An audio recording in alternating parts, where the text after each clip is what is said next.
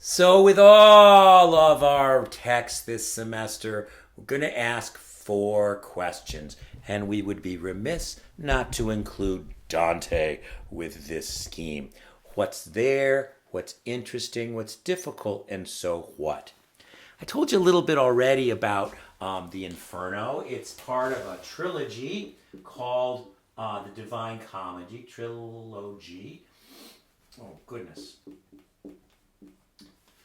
Each of the 3 volumes are made up of chapters, but in Dante land, we call those chapters cantos, the Italian word for song. Just like in Song of Songs, it was canticles. Now in Dante, it's cantos. It simply means a chapter. So we will be in chapter 5, canto 5. And just so you know, we would cite Dante 5, 1 through 3 if we were looking at the 5th canto and the first 3 lines. That's how we do the MLA citation. The author goes by the name of Dante. That's who we use. And it's a convention of older words, older texts. Now we use people's last names, but in the early texts, all the way up through the Middle Ages, the authors had like one name titles like Cher or Madonna. So we often refer to Cicero and Seneca and Aristotle and Plato and Dante. With only when we get to Shakespeare, we say William Shakespeare. But that one word authorship is typical with early medieval and antique texts, texts from antiquity.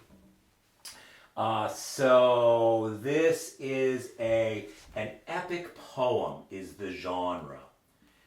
An epic poem is a poem that's long, and up until since most of the stories that we have in antiquity were poetic. They were written in some kind of verse.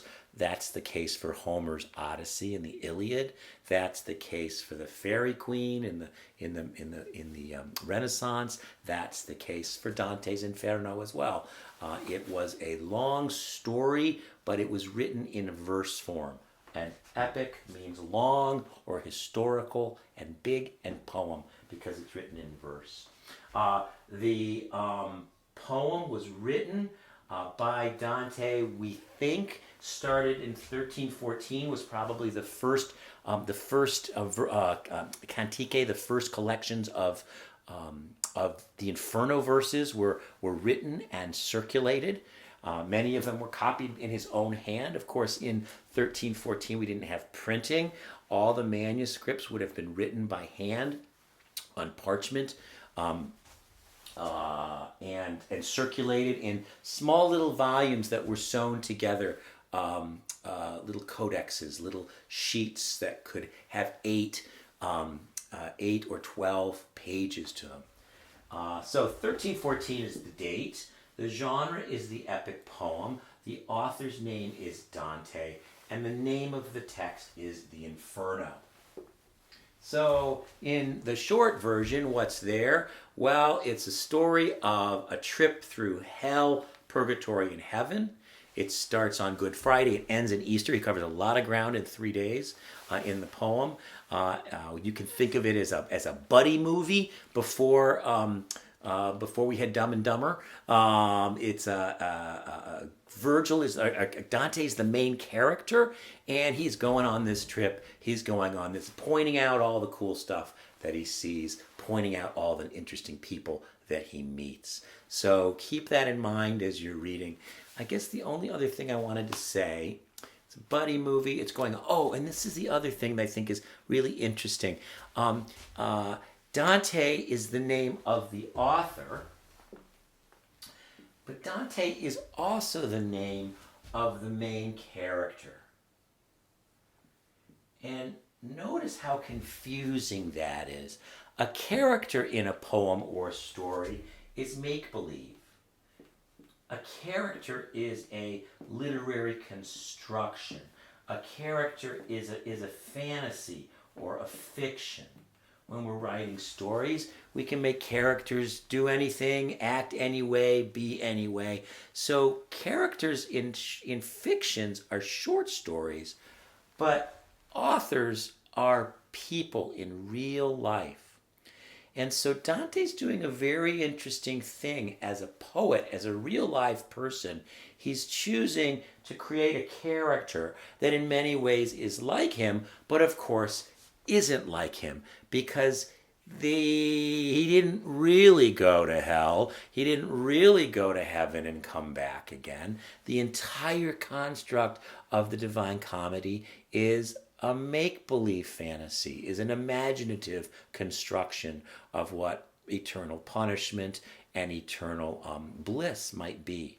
So this very interesting tension is set up right from the get-go with the Divine Comedy, that it's written by a real historical person, but it's actually a character about a make-believe fantasy.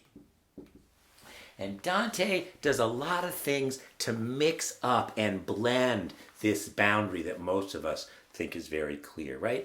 The separation of true happenings from make-believe is a really important distinction.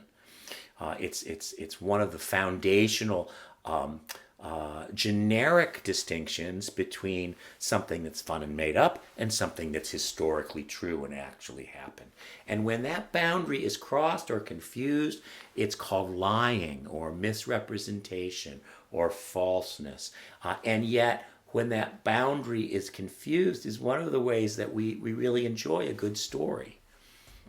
We love going to horror flicks. We know this isn't really happy, it's a movie, but we love getting the thrill and chill of, oh my goodness and gracious sakes alive. So this boundary between make-believe and real life is a very interesting boundary, an interesting challenge of representation. We're talking about literary and artistic works.